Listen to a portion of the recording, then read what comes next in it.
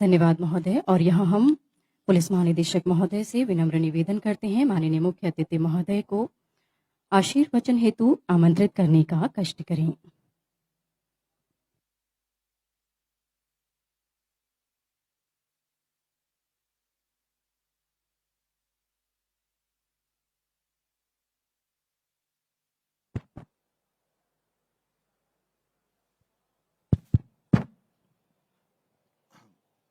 भारत माता की, भारत माता की, वंदे वंदे।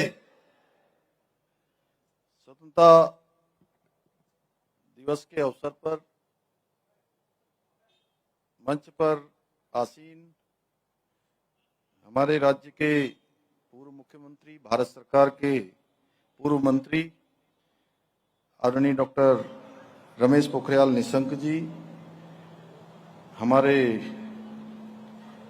राज्यसभा के सांसद और भारतीय जनता पार्टी के प्रदेश के अध्यक्ष आदरणीय महेंद्र भट्ट जी, राज्यसभा के सांसद आदरणीय नरेश बंसल जी, उत्तराखंड सरकार के कैबिनेट मंत्री आदरणीय डॉक्टर धन सिंह रावत जी, देहरादून के महापौर भाई सौरभ थपलियाल जी, मुख्य सचिव श्री आनंदवर्धन जी, पुलिस महानिदेशक श्री दीपम सेठ जी एवं सभी यहाँ पर उपस्थित सभी महानुभाव, सभी अतिथिगण और इस कार्यक्रम में उपस्थित हमारे सभी बड़े बुजुर्ग माताएं बहनें, सभी मेरे नौजवान युवा साथियों, हमारे आंदोलनकारियों के सभी आए हुए परिजन, मीडिया के सभी मित्र, मैं आप सभी का आज के इस कार्यक्रम में आप सभी का हृदय से स्वागत करता हूं, आप सबका अभिनंदन करता हूं और आप सभी को स्वतंत्रता दिवस की हार्दिक बधाई एवं शुभकामनाएं देता हूं। आज के इस ऐतिहासिक अवसर पर मैं उन सभी वीर बलिदानियों, स्वतंत्रता संग्राम सेनानियों को भी कोटि कोटि नमन करता हूं, जिन्होंने भारत की आन बान शान की रक्षा के लिए अपना सर्वस्व निछावर कर दिया। साथ ही में बाहरी और आंतरिक शत्रुओं से देश की रक्षा करने वाले हमारे वीर सैनिकों के साथ साथ अर्धसैनिक बलों, पुलिस के सभी बहादुर जवानों को भी नमन करता हूं, जो दिन रात देश की एकता और अखंडता के लिए पूरी निष्ठा और समर्पण के साथ अपने कर्तव्यों का निर्वहन करते हैं। मैं उत्तराखंड राज्य निर्माण के लिए अपना जीवन समर्पित कर देने वाले उन सभी राज्य आंदोलनकारियों को भी श्रद्धापूर्वक नमन करता हूं, जिनके संघर्ष और बलिदान के कारण ही हमें अपनी अलग पहचान और अपना अलग उत्तराखंड राज्य प्राप्त हुआ। मैं हाल ही में प्रदेश के विभिन्न क्षेत्रों में आई प्राकृतिक आपदाओं में प्रभावित हुए सभी परिवारों के प्रति भी गहरी संवेदनाएं व्यक्त करता हूं। मैं सभी आपदा प्रभावित परिवारों को यह विश्वास दिलाता हूं कि इस कठिन घड़ी में सरकार किसी भी प्रभावित परिवार को अकेला नहीं छोड़ेगी। हमारी प्राथमिकता है कि हर प्रभावित परिवार तक शीघ्र राहत पहुंचे, घायलों को बेहतर उपचार मिले और जिन लोगों ने अपना घर या आजीविका खोई है उन्हें जल्द से जल्द आवश्यक सहायता मिले। आपदा प्रभावित क्षेत्रों में समय पर राहत एवं बचाव सामग्री पहुंचाने के साथ साथ हम क्षतिग्रस्त हुई सड़कें, पुल, पेयजल, विद्युत लाइनों को जल्दी ठीक करने का प्रयास भी कर रहे हैं। भाइयों बहनों, कल ही हमने विभाजन विभीषिका स्मृति दिवस भी मनाया। इतिहास का वह हृदय विदारक अध्याय हमें हमेशा ये याद दिलाता है कि देश की स्वतंत्रता के लिए हमने कितनी बड़ी कीमत चुकाई है। इसलिए आज के इस अवसर पर मैं उन सभी हुतात्माओं को भी अश्रु पूरी नेत्रों से श्रद्धांजलि अर्पित करता हूं, जिन्होंने देश के विभाजन के दौरान अमानवीय यातनाओं को झेला है, अपनों को खोया है और विस्थापन का कभी न भूल पाने वाला दर्द सहा है।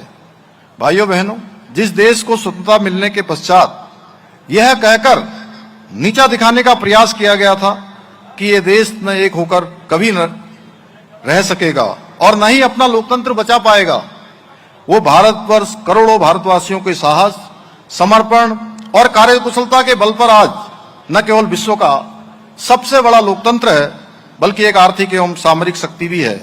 भाइयों बहनों, 2026 का ये वर्ष विभिन्न कारणों से ऐतिहासिक है, क्योंकि जहां इस वर्ष हम अपनी स्वतंत्रता के 80वें वर्ष में प्रवेश करने जा रहे हैं। वहीं राष्ट्रगीत वंदे मातरम की 150वीं वर्षगांठ भी मना रहे हैं। इसके साथ ही यह वर्ष सामाजिक समरसता के प्रेरणापुंज संत शिरोमणि रविदास जी महाराज का 650वां जयंती वर्ष होने के साथ साथ सिख पंथ के नवे गुरु तेग बहादुर जी का 350वां शहीदी वर्ष भी है।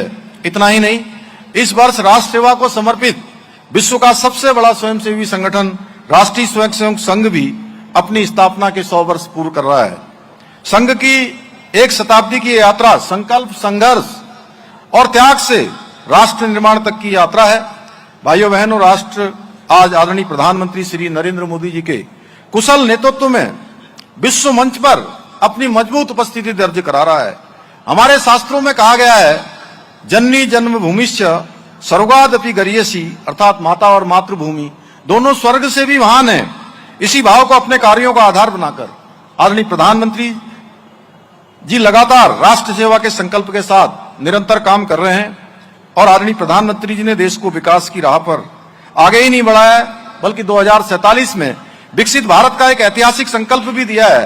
और इसी संकल्प के साथ आज जहां एक और विश्व स्तरीय इंफ्रास्ट्रक्चर का विस्तार हो रहा है, सेमीकंडक्टर से लेकर अंतरिक्ष तक और रक्षा उत्पादन से लेकर आर्टिफिशियल इंटेलिजेंस तक, हर क्षेत्र में भारत आत्मनिर्भर बनने की दिशा में तेजी से आगे बढ़ रहा है। आज चाहे विज्ञान अनुसंधान और तकनीकी का क्षेत्र हो, स्टार्टअप की बात हो, खेल का मैदान हो या फिर योग और आयुर्वेद का विस्तार हो, भारत विश्व पटल पर अपनी एक अमिट छाप छोड़ रहा है। यही नए भारत की विशिष्ट सर्विस है, जहां विरासत भी है, विकास भी है और संस्कार भी है और विज्ञान भी है, जहां देश को विकसित राष्ट्र बनाने का विकल्प रही संकल्प भी है और उस संकल्प को सिद्धि तक पहुंचाने का सामर्थ्य भी है। भाइयों बहनों, हमारे प्रेरणा स्रोत पंडित दीनदयाल उपाध्याय जी ने कहा था, विकास की कसौटी वो व्यक्ति है जो पंक्ति में सबसे अंत में खड़ा है। इसी सोच के साथ आदरणीय प्रधानमंत्री जी के नेतृत्व में आज देश में चलाई जा रही उज्ज्वला योजना, प्रधानमंत्री गरीब कल्याण अन्न योजना, पीएम आवास योजना, स्वच्छ भारत अभियान, आयुष्मान भारत, गरीब कल्याण अन्न वितरण जैसी अनेक जन कल्याणकारी योजनाएं करोड़ों नागरिकों का जीवन बदल रही हैं। इन योजनाओं ने देश के आम नागरिक के जीवन में सम्मान, आत्मविश्वास और बेहतर भविष्य का विश्वास पैदा किया है। इतना ही नहीं, आदरणीय प्रधानमंत्री जी के नेतृत्व में देश में ऐसे कई ऐतिहासिक निर्णय लिए गए हैं जिनकी पहले कल्पना करना भी कठिन था। कश्मीर से धारा 370 की समाप्ति, अयोध्या में प्रभु श्री राम का भव्य मंदिर का निर्माण, ट्रिपल तलाक जैसी सामाजिक कुप्रथा का अंत, नागरिक संशोधन कानून जैसी कई महत्वपूर्ण निर्णय इसके प्रमाण हैं। आज हमारा देश रक्षा क्षेत्र में भी आत्मनिर्भर बनने की दिशा में तेज गति से आगे बढ़ रहा है। मेक इन इंडिया के तहत अब देश में आधुनिक हथियार, लड़ाकू विमान और पनडुब्बियां बन रही हैं। आज हमारी सेना का मनोबल और रक्षा बलों का आत्मविश्वास अभूतपूर्व ऊंचाई पर है। चाहे वो सर्जिकल स्ट्राइक हो, एयर स्ट्राइक हो या फिर ऑपरेशन सिंदूर हो, हमने पूरी दुनिया को दिखा दिया कि आज का नया भारत दुश्मन की गोली का जवाब गोलों और मिसाइलों से देता है। भाइयों बहनों, हम सभी जानते हैं कि उत्तराखंड देवभूमि होने के साथ साथ वीर भूमि भी है। हमारे यहाँ का हर दूसरा परिवार देश की रक्षा में अपना योगदान देता है। इसलिए हमारी सरकार अपने वीर सैनिकों, पूर्व सैनिकों और उनके परिवारों को कल्याण के लिए पूरी निष्ठा के साथ समर्पित भाव से काम कर रही है। हमारी सरकार जहां अपने वीर सैनिकों के सम्मान में देहरादून में भव्य सैन्य धाम का निर्माण करा रही है, वहीं हमने बलिदानियों के आश्रितों को मिलने वाली अनुग्रह राशि को 10 लाख रुपए से बढ़ाकर 50 लाख रुपए करने का काम किया है। इसके साथ ही हमने परमवीर चक्र विजेता परिवारों की अनुग्रह राशि भी 50 लाख रुपए से बढ़ाकर 2 करोड़ रुपए करने का ऐतिहासिक निर्णय लिया है। इसके अलावा आज प्रत्येक बलिदानी परिवार के एक सदस्य को सरकारी सेवा में समायोजित करने के साथ साथ सेवारत एवं पूर्व सैनिकों को 25 लाख रुपए तक की संपत्ति खरीद पर स्टाम्प शुल्क में 25% की छूट प्रदान की जा रही है। भाइयों बहनों, देवभूमि उत्तराखंड के प्रति आदरणीय प्रधानमंत्री श्री नरेंद्र मोदी जी का लगाव किसी से छुपा हुआ नहीं है। जब जब प्रधानमंत्री जी देवभूमि पर पधारे हैं, उन्होंने प्रदेश के विकास को एक नई दिशा और गति देने का काम किया है। उन्होंने जहां जिसको भारत का अंतिम गांव कहा जाता था, सीमांत गांव माड़ा गांव आकर उसे देश के प्रथम गांव के रूप में एक नई पहचान दी। वहीं इन्वेस्टर समिट में पधारकर मेड इन उत्तराखंड का आह्वान किया। इतना ही नहीं, आदि कैलाश के दर्शन कर उन्होंने इस पावन तीर्थ को विश्व पर्यटन के मानचित्र में स्थापित करने का ऐतिहासिक कार्य किया।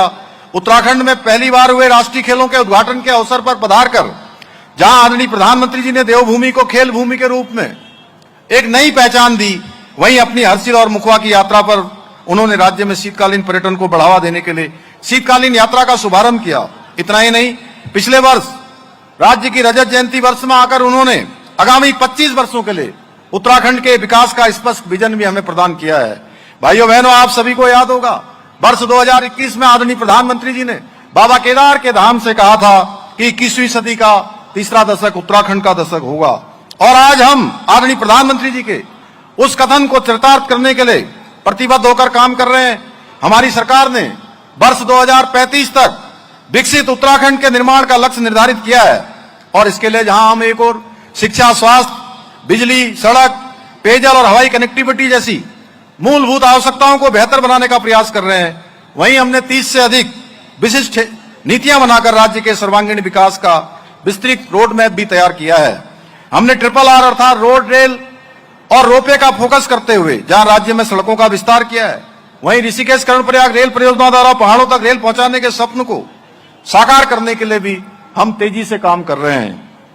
दिल्ली देहरादून एक्सप्रेस का उदाहरण आप सभी के सामने है, जिसने प्रदेश की राजधानी से देश की राजधानी तक पहुंचने में लगने वाले समय को अभूतपूर्व रूप से कम करने का काम किया है। इतना ही नहीं, आज राज्य में रोपवे कनेक्टिविटी को विस्तार देने के लिए केंद्र सरकार के सहयोग से विभिन्न परियोजनाओं पर कार्य किया जा रहा है। भाइयों बहनों, ये डबल इंजन सरकार का कमाल है कि वर्षों से लंबित जमरानी, लखवाड़, किसाऊ तथा सोंग बांध परियोजनाओं पर आज तेजी से कार्य किया जा रहा है। इन सभी योजनाओं के पूरा होने पर हम राज्य की पेयजल एवं ऊर्जा संबंधी आवश्यकताओं को आसानी से पूरा कर सकेंगे। भाइयों बहनों, केदारनाथ बद्रीनाथ धाम के पुनर्निर्माण, केदारखंड मानसखंड मंदिरमाला मिशन, ऋषिकेश हरिद्वार कॉरिडोर और शारदा कॉरिडोर, हरिपुर यमुना तीर्थ पुनर्विकास, शीतकालीन यात्रा आदि विभिन्न पहलों के माध्यम से आज हमारी आध्यात्मिक विरासत के साथ साथ प्रदेश की अर्थव्यवस्था को विस्तार देने का कार्य भी किया जा रहा है। और इन्हीं प्रयासों का परिणाम है कि आज उत्तराखंड में धार्मिक पर्यटन लगातार नई ऊंचाइयों को छू रहा है। भाइयों बहनों, ये हमारे लिए अत्यंत गर्व का विषय है कि अब तक जहां 4 धाम यात्रा में इस वर्ष श्रद्धालुओं की संख्या 47 लाख का ऐतिहासिक आंकड़ा पार कर चुकी है, वहीं इस वर्ष कांवड़ मेले के दौरान भी 4 करोड़ से अधिक कांवड़ यात्री कांवड़ लेकर अपने गंतव्यों को रवाना हो चुके हैं। इतना ही नहीं, हमारी सरकार द्वारा प्रारंभ की गई शीतकालीन यात्रा को लेकर भी श्रद्धालुओं में जबरदस्त उत्साह देखने को मिला है। पिछले वर्ष लाखों की संख्या में श्रद्धालुओं ने शीतकालीन तीर्थ स्थलों के दर्शन किए हैं। भाइयों बहनों, मुझे पूरा विश्वास है अगले वर्ष धर्म नगरी हरिद्वार में आयोजित होने वाले कुंभ महापर्वों पर भी हम एक नया रिकॉर्ड बनाने में सफल होंगे। यह आंकड़े केवल श्रद्धालुओं की बढ़ती हुई संख्या नहीं बताते हैं, बल्कि ये उत्तराखंड में पर्यटन, रोजगार, सुरक्षा और विकास की नई तस्वीर प्रस्तुत करते हैं। पर आज हमारा राज्य धार्मिक पर्यटन तक ही सीमित नहीं है, बल्कि वेलनेस और एडवेंचर टूरिज्म के साथ साथ फिल्म शूटिंग, वेडिंग डेस्टिनेशन के पसंदीदा केंद्र के रूप में भी उभर रहा है। हमारा प्रयास है कि उत्तराखंड आने वाला प्रत्येक श्रद्धालु पर्यटक जहां एक और एक अनूठा आत्मिक अनुभव लेकर लौटे, वहीं राज्य के एक ब्रांड एम्बेसडर के रूप में भी नए उत्तराखंड की सकारात्मक तस्वीर को देश और दुनिया के सामने रखे। भाइयों बहनों, हम चाहते हैं आने वाले वर्षों में हमारा युवा केवल नौकरी तलाशने वाला नहीं, बल्कि रोजगार देने वाला बने। इस दिशा में कार्य करते हुए आज प्रदेश में स्टार्टअप इकोसिस्टम को मजबूत किया जा रहा है। इसके लिए जहां एक और इनक्यूबेशन सेंटर बनाए जा रहे हैं, वहीं 200 करोड़ रुपए के वेंचर फंड की व्यवस्था भी की गई है। इसके अलावा हम अपने स्थानीय उत्पादों को अंतर्राष्ट्रीय स्तर पर पहचान दिलाने का भी प्रयास कर रहे हैं। हाउस ऑफ हिमालयाज नामक अम्ब्रेला ब्रांड की शुरुआत भी हमने की है। इससे जहां एक और हमारे स्थानीय उत्पादों को बाजार मिल रहे हैं, वहीं युवा और महिलाओं को स्वरोजगार के नए अवसर भी प्राप्त हो रहे हैं।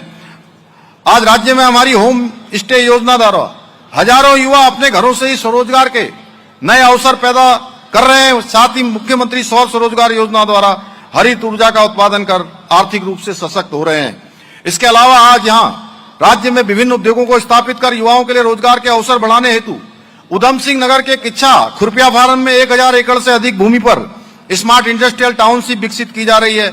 वहीं सिटकुल में नए उद्योग स्थापित किए जा रहे हैं। इतना ही नहीं, हम उत्तराखंड के उच्च शिक्षा प्राप्त कर रहे विद्यार्थियों को गुणवत्तापूर्ण शिक्षा एवं बेहतर रोजगार के अवसर उपलब्ध कराने के लिए IAS, PCS, CDS, बैंकिंग सहित विभिन्न प्रतियोगी परीक्षाओं की ऑनलाइन कोचिंग की सुविधा उपलब्ध कराने जा रहे हैं। इस पहल के माध्यम से प्रदेश के 10,000 विद्यार्थी देश के प्रतिष्ठित कोचिंग संस्थानों के विशेषज्ञ शिक्षकों से ऑनलाइन मार्गदर्शन एवं प्रशिक्षण प्राप्त कर सकेंगे, जिससे प्रतियोगी परीक्षाओं को बेहतर तैयारी कर अपने उज्जवल भविष्य का वो निर्माण कर सकें। भाइयों बहनों, हमारा प्रयास है कि उत्तराखंड के सरकारी विद्यालयों में पढ़ने वाला कोई भी प्रतिभाशाली विद्यार्थी केवल संसाधनों के अभाव में अपने सपनों से वंचित न रहे और उसे देश की प्रतिष्ठित प्रतियोगी परीक्षाओं की तैयारी के लिए गुणवत्तापूर्ण शिक्षा और समान अवसर मिल सके। इसी उद्देश्य को ध्यान में रखते हुए शीघ्र ही प्रदेश के सरकारी विद्यालयों में पढ़ने वाले प्रतिभाशाली छात्र छात्राओं को बेहतर अवसर उपलब्ध कराने के लिए मुख्यमंत्री युवा भविष्य निर्माण योजना भी हम शुरू करने जा रहे हैं। इस योजना के अंतर्गत 11वीं और 12वीं के विद्यार्थियों को प्रतियोगी परीक्षाओं की ऑनलाइन कोचिंग उपलब्ध कराई जाएगी। प्रथम चरण में प्रदेश के 10,000 छात्र छात्राओं को निःशुल्क ऑनलाइन कोचिंग दी जाएगी। इस योजना के लिए सरकार द्वारा 7 करोड़ रुपए की धनराशि भी स्वीकृत की जा चुकी है। भाइयों बहनों, हमारी सरकार उत्तराखंड को देवभूमि के साथ साथ खेल भूमि के रूप में भी स्थापित करने के लिए काम कर रही है। इस दिशा में काम करते हुए पिछले वर्ष राज्य में 38वें राष्ट्रीय खेलों का सफल और भव्य आयोजन किया गया और इन खेलों में हमारे खिलाड़ियों ने 103 पदक जीतकर यह सिद्ध कर दिया कि उत्तराखंड के युवा हर क्षेत्र में अपनी प्रतिभा का लोहा मनवा सकते हैं। अब हम राज्य में खेल इंफ्रास्ट्रक्चर को विकसित करने पर भी विशेष रूप से ध्यान दे रहे हैं। इसके लिए हमने पहली बार राज्य में स्पोर्ट्स लीगेसी प्लान भी बना रहे हैं। इसके अंतर्गत प्रदेश के 8 शहरों में 23 नई खेल अकादमियां स्थापित की जाएंगी। इतना ही नहीं, आज जहां राज्य में महिला स्पोर्ट्स कॉलेज प्रारंभ हो गया है, वहीं खेल विश्वविद्यालय का निर्माण भी किया जा रहा है। भाइयों बहनों, हमारी देवभूमि योग, आयुर्वेद और अध्यात्म की धरती भी है। हमने अपने इस सामर्थ्य को दुनिया तक पहुंचाने के लिए नई योग नीति लागू की है। हमारा प्रयास है कि उत्तराखंड को योग और अध्यात्म की वैश्विक राजधानी के रूप में स्थापित किया जाए। इस दिशा में कार्य करते हुए हम प्रदेश में आयुर्वेदिक एवं प्राकृतिक चिकित्सा, योग और आध्यात्मिक पर्यटन को बढ़ावा देने के लिए गढ़वाल और कुमाऊं दोनों ही मंडलों में एक स्पिरिचुअल इकोनॉमिक जोन भी स्थापित करने जा रहे हैं। भाइयों बहनों, हमारी मातृशक्ति राज्य की नींव है। इस नींव को मजबूत करने के लिए हमारी सरकार सशक्त महिला, सशक्त उत्तराखंड के अपने संकल्प को साकार करने के लिए निरंतर कार्य कर रही है। आज जहां एक और राज्य में सरकारी नौकरियों में महिलाओं को 30% का क्षैतिज आरक्षण देकर उनकी भागीदारी बढ़ाई जा रही है, वहीं स्वयं सहायता समूह से जुड़ी हुई लाखों बहनों का प्रशिक्षण, ऋण और बाजार की सुविधा देकर उन्हें आर्थिक रूप से मजबूत बनाया जा रहा है। मुझे बताते हुए अत्यंत प्रसन्नता हो रही है कि लखपति दीदी योजना के अंतर्गत अब तक प्रदेश की हमारी 3 लाख से अधिक बहनें लखपति दीदी बन चुकी है, जो महिला सशक्तिकरण और सुरक्षा के क्षेत्र में एक बड़ा अनुपम उदाहरण है। इसके अलावा हमारी सरकार द्वारा महिला स्वयं सहायता समूह को 5 लाख रुपए तक का ब्याज मुक्त ऋण भी उपलब्ध कराया जा रहा है। साथ ही सहकारी समितियों में महिलाओं को 33% का आरक्षण भी दिया जा रहा है। इसके अलावा मुख्यमंत्री सशक्त बहना उत्सव योजना, ड्रोन दीदी योजना, मुख्यमंत्री महालक्ष्मी योजना और नंदा गौरा जैसी योजनाओं के माध्यम से हमारी सरकार महिला सशक्तिकरण के लिए संकल्पबद्ध होकर कार्य कर रही है। भाइयों बहनों, हमारे किसान भाई बहन उत्तराखंड की अर्थव्यवस्था की रीढ़ हैं और उनकी आय बढ़ाने के लिए हम प्रतिबद्ध हैं। हम जहां एक और किसान भाई बहनों को 3 लाख रुपए तक का ऋण बिना ब्याज के दे रहे हैं, वहीं फार्म मशीनरी बैंक के माध्यम से उन्हें कृषि उपकरण खरीदने के लिए 80% तक की सब्सिडी भी देने का हमने प्रावधान किया है। इसके अलावा हम किसानों के लिए नहरों से सिंचाई को पूरी तरह से निःशुल्क कर दिया गया है। इसके साथ ही राज्य में गेहूं खरीद पर 20 रुपए प्रति क्विंटल का बोनस दिया जा रहा है और गन्ने के मूल्य में 30 रुपए प्रति क्विंटल की बढ़ोतरी की गई है। हम औद्यानिकी को आधुनिक और लाभकारी व्यवसाय बनाने की दिशा में भी तेजी से काम कर रहे हैं। इसके लिए राज्य में नई सेब नीति, नई कीवी नीति, ड्रैगन फ्रूट नीति, महक क्रांति नीति, मौन पालन नीति, स्टेट मिलेट मिशन आदि अनेक नई पहलें प्रारंभ की हैं। वहीं इनको धरातल पर उतारने के लिए 2000 करोड़ रुपए का भी प्रावधान किया गया है बजट में। इसके अलावा हमारी सरकार ने पॉली हाउस निर्माण के लिए भी 300 करोड़ रुपए का बजट अलग से निर्धारित किया है। इतना ही नहीं, हम सीएम समृद्धि योजना द्वारा 20,000 युवाओं, महिलाओं एवं भूतपूर्व सैनिकों को प्रशिक्षण प्रदान कर रोजगार देने के लिए भी विशेष प्रयास कर रहे हैं। भाइयों बहनों, हमारी सरकार शासन के प्रत्येक अंग में नवाचार, सुशासन और जनसेवा की अवधारणा को सशक्त करने का कार्य भी कर रही है। हम चाहते हैं प्रदेश के किसी भी नागरिक को अपनी छोटी छोटी समस्याओं के समाधान के लिए सरकारी कार्यालयों के चक्कर न लगाने पड़े। इसके लिए हम सरलीकरण, समाधान, निस्तारीकरण और संतुष्टि के मंत्र के आधार पर काम कर रहे हैं।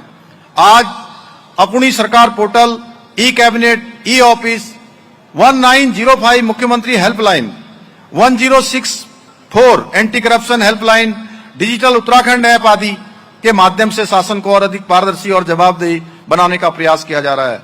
हमारा ये स्पष्ट मत है कि लोकतंत्र में जनता ही सर्वोपरि होती है और सरकार का कार्य पूरी निष्ठा, संवेदनशीलता और समर्पण के साथ जनता की भलाई के लिए कार्य करना होता है। इसको ध्यान में रखते हुए हम अपने जन जन की सरकार, जन जन के द्वार अभियान द्वारा शासन को जनता के दरवाजे तक पहुंचाने का हमने प्रयास किया है। इस अभियान के 2 चरणों में, पहले और दूसरे चरण में 6.5 लाख से अधिक लोगों की समस्याओं का समाधान हमने खोजने का प्रयास किया है। शीघ्र ही इस अभियान का तीसरा चरण भी प्रारंभ किया जाएगा। भाइयों बहनों, आज किसी भी राष्ट्र या राज्य की प्रगति केवल प्राकृतिक संसाधनों से नहीं बल्कि उसके ज्ञान, विज्ञान, अनुसंधान और नवाचार की क्षमता से तय होते हैं। आर्टिफिशियल इंटेलिजेंस, रोबोटिक्स, ड्रोन और सेमीकंडक्टर जैसी तकनीकें अब भविष्य नहीं बल्कि वर्तमान की आवश्यकता है। इस दिशा में हमने राज्य की पहली विज्ञान, प्रौद्योगिकी एवं नवाचार नीति लागू की है, जिसका उद्देश्य राज्य में आत्मनिर्भर नवाचार तंत्र विकसित करना और हमारे युवाओं को जॉब सीकर नहीं बल्कि जॉब क्रिएटर बनाना है। हम प्रदेश में साइंस बेस्ड नॉलेज इकोनॉमी को मजबूत करने के साथ साथ विज्ञान को विश्वविद्यालयों तक सीमित न रखकर उसे जन जन तक पहुंचाने का भी प्रयास कर रहे हैं। इसी उद्देश्य को ध्यान में रखते हुए आज देहरादून में देश की 5वीं साइंस सिटी का निर्माण किया जा रहा है। वहीं science and innovation centres, labs on wheels, GIS आधारित dashboard, digital library, patent information centre और स्टेम लैब जैसी पहलों द्वारा राज्य में विज्ञान एवं तकनीकी को बढ़ावा दिया जा रहा है। हमारी सरकार के चौतरफा प्रयासों का परिणाम है कि आज राज्य की अर्थव्यवस्था भी लगातार बढ़ रही है। जहां पिछले 1 वर्ष में जीएसडीपी में 7.23% की वृद्धि दर्ज की गई है, वहीं प्रति व्यक्ति आय में 41% की वृद्धि हुई है। इतना ही नहीं, आज राज्य का बजट 1 लाख करोड़ रुपए को भी पार कर चुका है। पिछले 5 वर्षों में प्रदेश में 20,000 नए उद्योग स्थापित हुए हैं। स्टार्टअप्स की संख्या 700 से बढ़कर 1700 हो चुकी है। होटलों की संख्या में 25% तथा होम स्टे की संख्या में 50% की वृद्धि दर्ज की गई है। हमारी डबल इंजन सरकार द्वारा किए गए विकास कार्यों का परिणाम है कि हमारे जो भाई बहन रोजगार की तलाश में अपने घर को छोड़कर, अपनी मातृभूमि को छोड़कर जाने को मजबूर हो गए थे, वे आज लौटकर वापस अपने अपने घरों में आ रहे हैं, अपने अपने गांवों में आ रहे हैं और स्वरोजगार से जुड़ रहे हैं। इसका प्रमाण रिवर्स पलायन में हुई 44% की बढ़ोतरी है। भाइयों बहनों, उत्तराखंड की विकास यात्रा की गूंज आज न केवल पूरे देश में सुनाई दे रही है बल्कि हमारे प्रयासों को राष्ट्रीय स्तर पर भी सम्मानित किया जा रहा है। आज कृषि, पर्यटन, स्टार्टअप, लॉजिस्टिक, एविएशन, ऊर्जा, मत्स्य विकास और निर्यात, हर प्रमुख क्षेत्र में देवभूमि ने राष्ट्रीय पटल पर एक अपनी नई पहचान बनाई है। इसका प्रमाण है कि नीति आयोग द्वारा जारी सतत विकास के लक्ष्यों को पूरा करने के इंडेक्स में हमारे राज्य ने पूरे देश में पहला स्थान प्राप्त किया है। साथ ही सार्वजनिक वित्तीय प्रदर्शन सूचकांक इंडिया इनोवेशन इंडेक्स में भी उत्तराखंड ने हिमालय राज्यों की श्रेणी में दूसरा स्थान हासिल किया है। इसके अलावा ईज ऑफ डूइंग बिजनेस में उत्तराखंड को अचीवर्स और स्टार्टअप रैंकिंग में लीडर्स की श्रेणी प्राप्त हुई है। साथ ही उत्तराखंड को लगातार 4 वर्षों से देश का मोस्ट फिल्म फ्रेंडली स्टेट बनने का गौरव भी प्राप्त हुआ है। इतना ही नहीं, खनन क्षेत्रों में किए गए सुधारों के लिए राज्य खनन तत्परता सूचकांक में उत्तराखंड ने देश में दूसरा स्थान प्राप्त किया। 200 करोड़ रुपए का प्रोत्साहन पुरस्कार भी भारत सरकार से प्राप्त किया है। ये सभी राष्ट्रीय सम्मान और उपलब्धियां इस बात का प्रमाण है कि उत्तराखंड आज सही दिशा में तेज गति से आगे बढ़ रहा है। भाइयों बहनों, उत्तराखंड में सरकारें पहले भी हुई, बहुत से वायदे हुए, बहुत से दावे किए गए, लेकिन आप जानते हैं जो फैसले दशकों से लटके हुए थे, जिन्हें छूने से भी विपक्षी सरकारें डरती थी, उन कड़े और ऐतिहासिक निर्णयों को लेने का साहस हमारी सरकार ने दिखाया है। क्योंकि जब नियत साफ हो, नीति स्पष्ट हो और जनसेवा का अटूट संकल्प हो तो राजनीति का अर्थ बदल जाता है और वो राजनीति नहीं बल्कि जननीति बन जाती है। भाइयों बहनों, ये हमारे लिए गर्व की बात है कि हमने देश में पहली बार संविधान में उल्लेखित सभी के लिए समान न्याय की भावना के अनुरूप समान नागरिक संहिता का कानून लागू किया है। इस कानून के लागू होने के बाद जहां सभी वर्गों की महिलाओं का सम्मान, उनको अधिकार प्राप्त हुए हैं, वहीं विभिन्न कुरीतियों से उन्हें मुक्ति मिली है।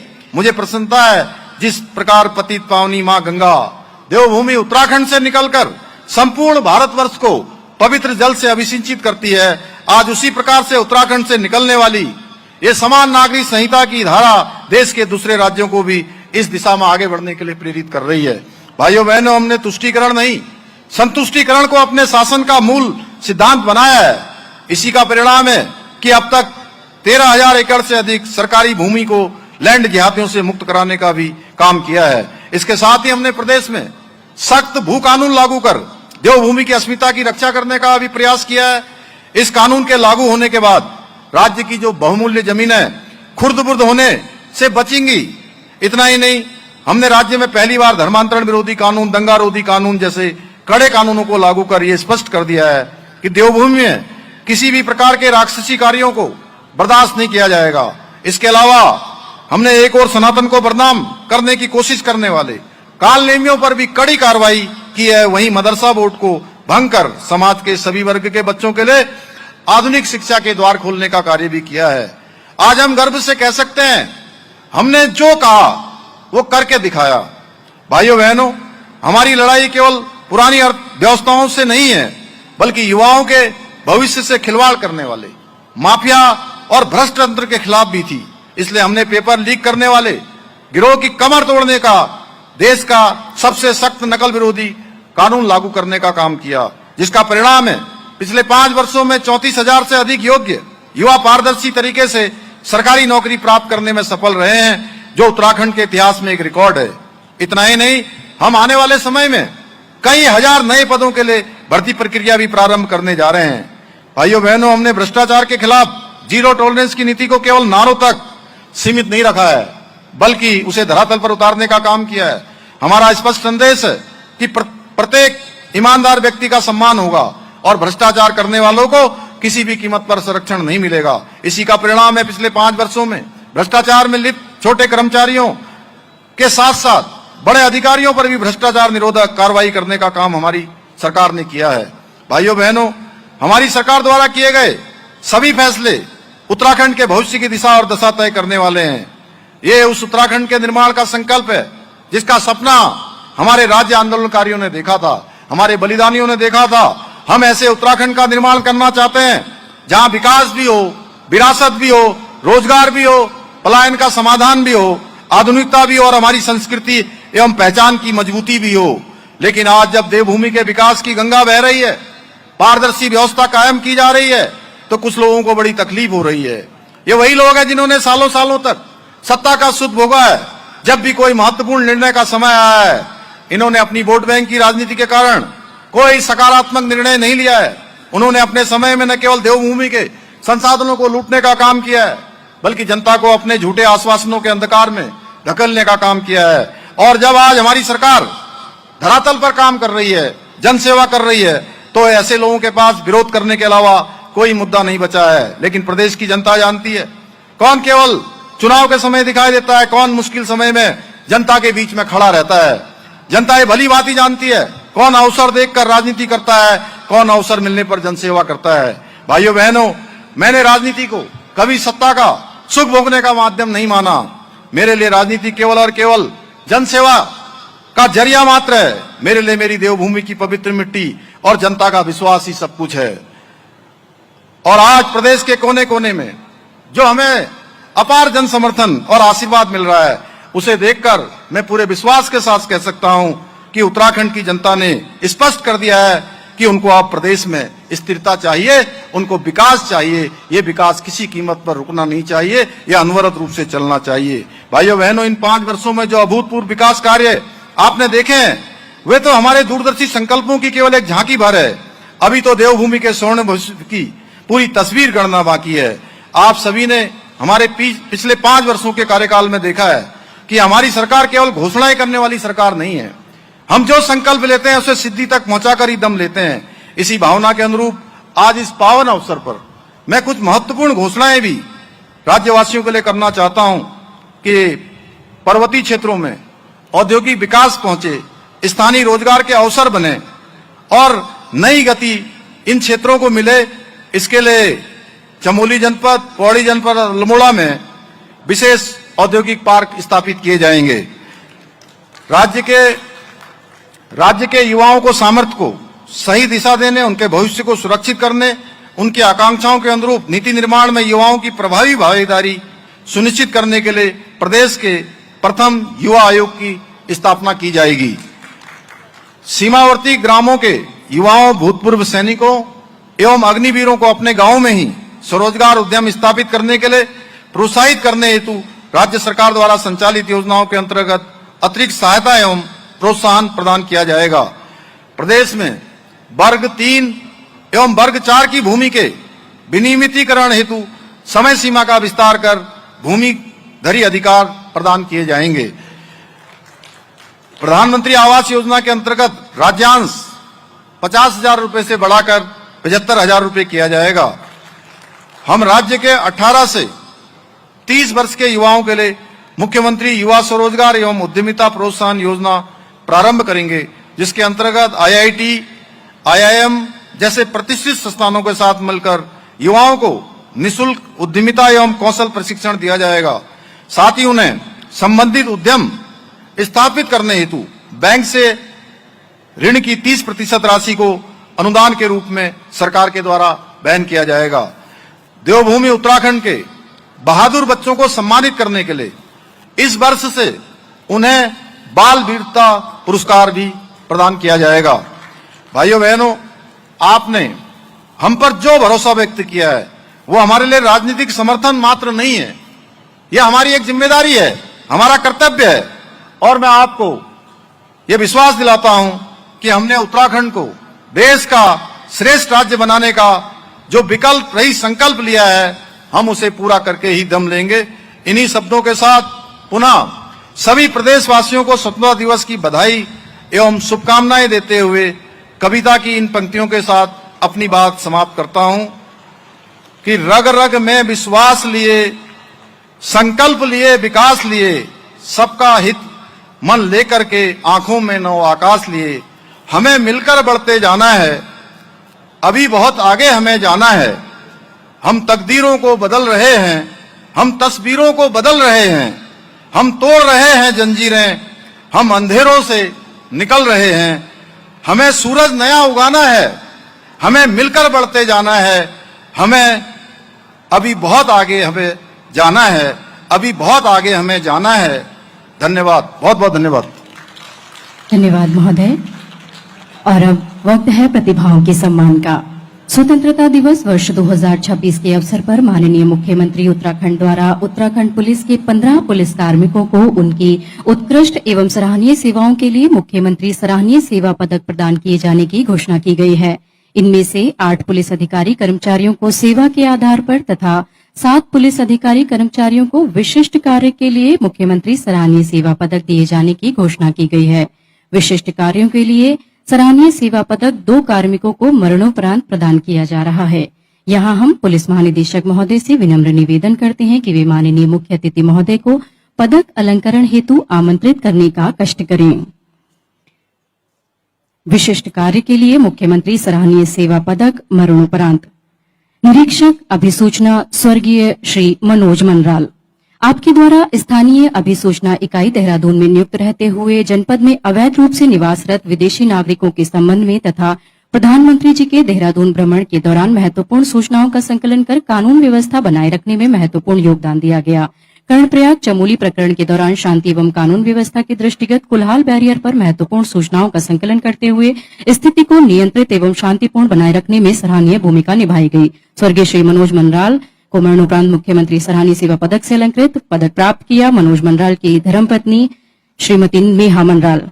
और अब उस वीर पुलिस अधिकारी को नमन करना है जिन्होंने कर्तव्य की राह पर चलते हुए अपना सर्वोच्च बलिदान दिया। स्वर्गीय श्री विनोद कुमार, उप निरीक्षक नागरिक पुलिस, उत्तराखंड पुलिस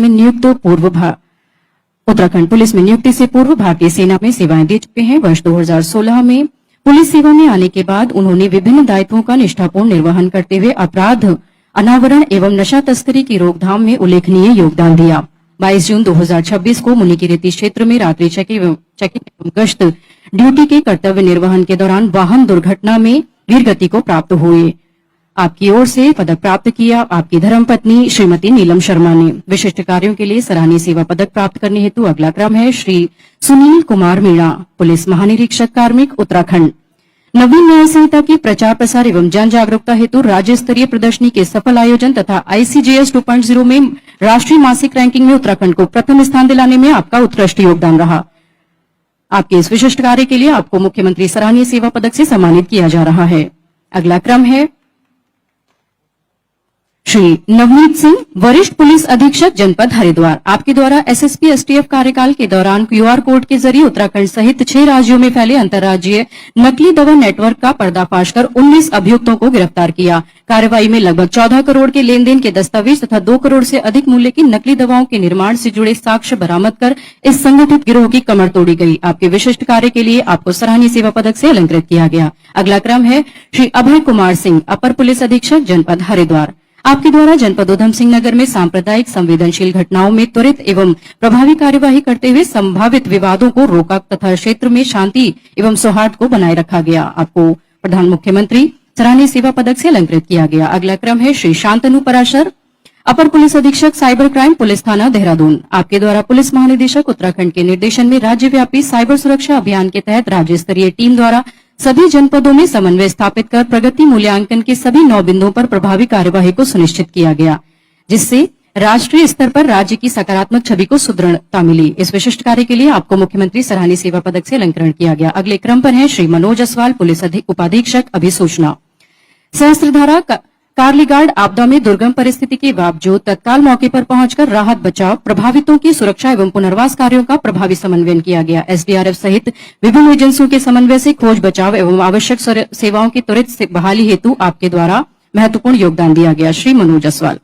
और अब क्रम है सेवा के आधार पर पदक प्रदान किए जाने का। माननीय मुख्यमंत्री उत्तराखंड द्वारा पुलिस के जिन कार्मिकों को उनकी उत्कृष्ट एवं सराहनीय सेवाओं के लिए मुख्यमंत्री सराहनीय सेवा पदक प्रदान किए जाने की घोषणा की गई है, उनमें सर्वप्रथम आमंत्रित हैं श्री नीलेश आनंद भरणी, पुलिस महानिरीक्षक साइबर STF उत्तराखंड। साइबर एवं अपराध नियंत्रण में आपके महत्वपूर्ण योगदान हेतु मुख्यमंत्री सराहनीय सेवा पदक से आपको अलंकृत किया जा रहा है। अगले क्रम पर है श्री भास्कर लाल शाह, पुलिस उपाधीक्षक सचिवालय, विधानसभा सुरक्षा, उत्तराखंड।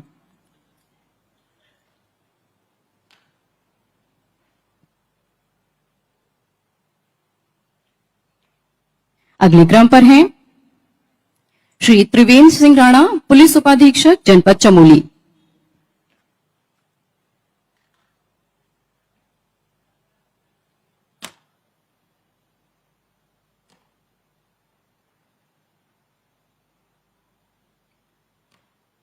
अगले क्रम पर हैं श्री मनीष जायसवाल, पुलिस उपाधीक्षक, पुलिस मुख्यालय, उत्तराखंड।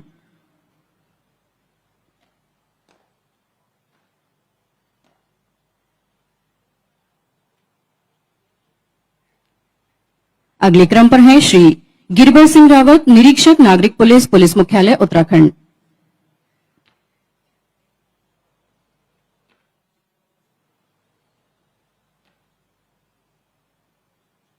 अगले क्रम पर हैं श्री मोहम्मद यासीन, निरीक्षक नागरिक पुलिस, पुलिस मुख्यालय, उत्तराखंड।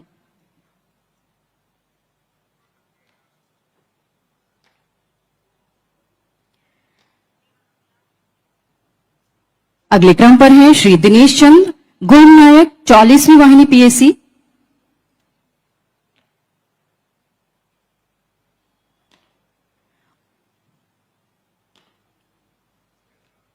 और अब अगले क्रम में राष्ट्रीय एवं अंतर्राष्ट्रीय स्तर पर विभिन्न खेल प्रतिभाओं को पदक अर्जित करने वाले कुशल खिलाड़ियों को सम्मानित किया जाएगा। हम कार्यक्रम में मंच पर उपस्थित मुख्य सचिव महोदय से भी अनुरोध करते हैं, कृपया पुरस्कार वितरण हेतु आप सादर आमंत्रित हैं। और कुशल खिलाड़ियों के क्रम में सर्वप्रथम मैं आमंत्रित करती हूं अभिनव देशवाल।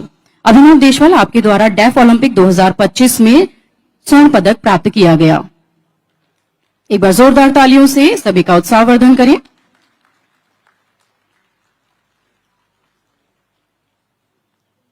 अगले क्रम पर हैं शौर्य सैनी, आपके द्वारा भी डेफ ओलंपिक 2025 में रजत पदक प्राप्त किया गया।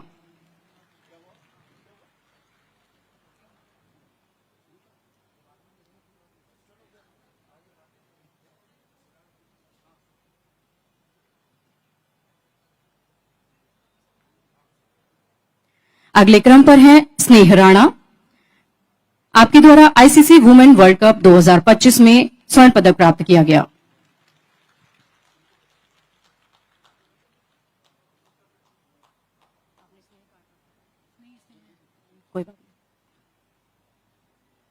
अगले क्रम पर हैं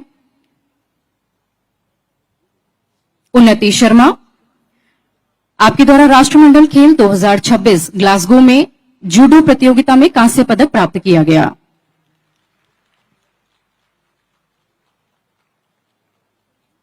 अगले क्रम पर हैं भूमिका। आपके द्वारा 3rd एशियन यूथ गेम्स में स्वर्ण पदक प्राप्त किया गया।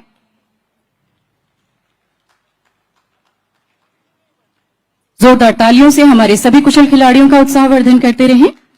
और अगले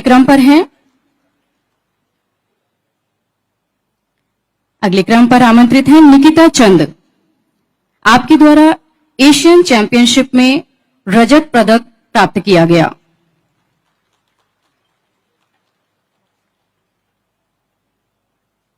अगले क्रम पर हैं खुशी चंद। आपके द्वारा Asian under 15 and under 17 boxing प्रतियोगिता में स्वर्ण पदक प्राप्त किया गया। खुशी चंद।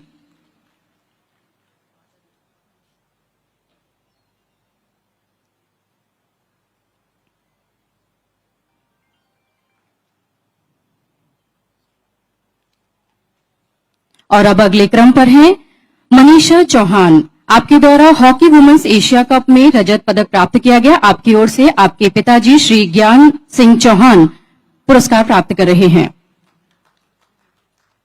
अगले क्रम पर हैं भूमि। 16वीं एशियन शूटिंग चैंपियनशिप में आपने कांस्य पदक प्राप्त किया है। जोरदार तालियों से अभिनंदन भूमि।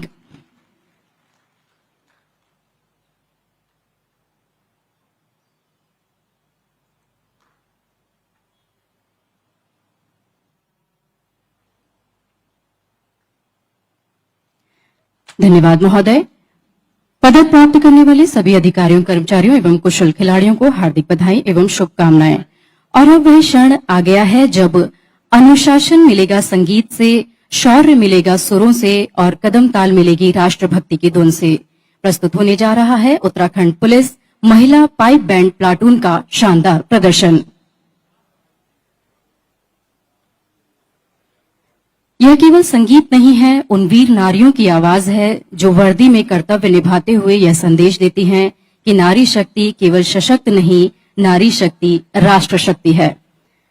यह पाइप बैंड उत्तराखंड का प्रथम महिला पाइप बैंड है जिसकी स्थापना वर्ष 2017 में 31वीं वाहिनी पीएससी की महिला कार्मिकों को मिलाकर की गई थी।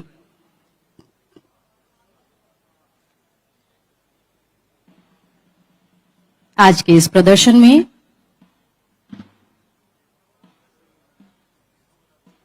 अपनी मेजर स्टिक के साथ बैंड का नेतृत्व कर रही हैं महिला हेड कांस्टेबल भगवती मेहता। एक बार जोरदार तालियों से इनका उत्साहवर्धन करें।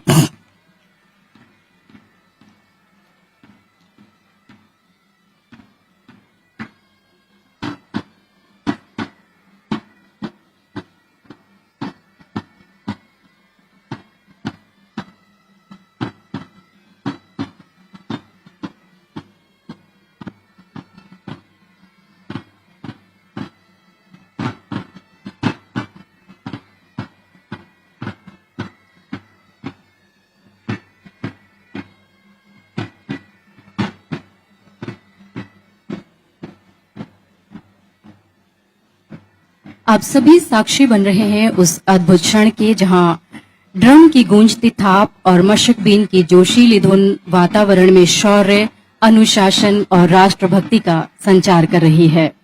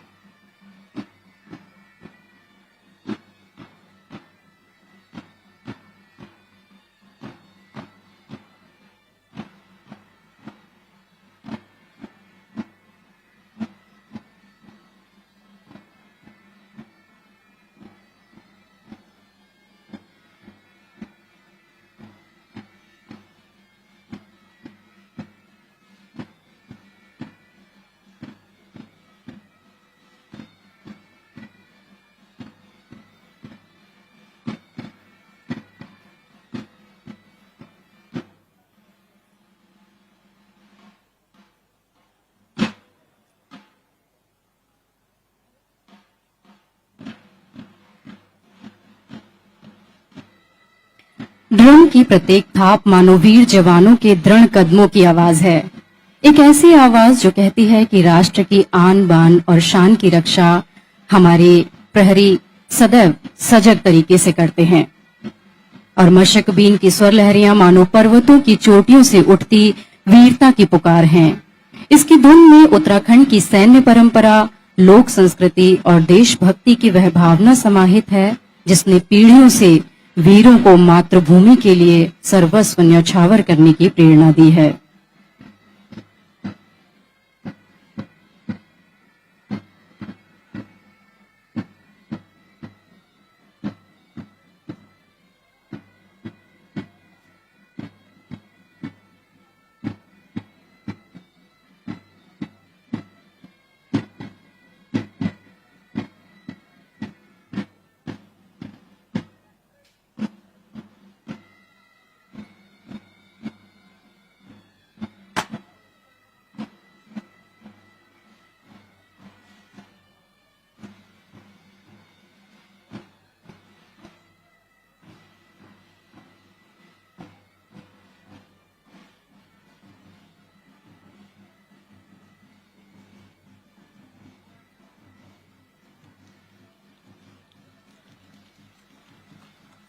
अद्भुत, सुंदर और मनोरम। इन सुरों में केवल संगीत नहीं था, इनमें था साहस, अनुशासन और राष्ट्र प्रेम। इन महिला कार्मिकों की सधी हुई कदम ताल ने आज एक बार फिर यह सिद्ध कर दिया, जब नारी कदम बढ़ाती है तो राष्ट्र की शक्ति कई गुना बढ़ जाती है। उत्तराखंड पुलिस महिला पाई बैंड प्लाटून के सभी सदस्यों के लिए एक बार जोरदार तालियां। और अब एक बार आप सभी को अवगत कराना चाहेंगे कि भारत सरकार द्वारा जारी दिशा निर्देशों के क्रम में कार्यक्रम के समापन के चरण में एक बार पुनः राष्ट्रीय गीत और राष्ट्रगान का गायन किया जाएगा। आप सभी से अनुरोध है, कृपया आप सभी ससम्मान अपने स्थान पर बने रहें।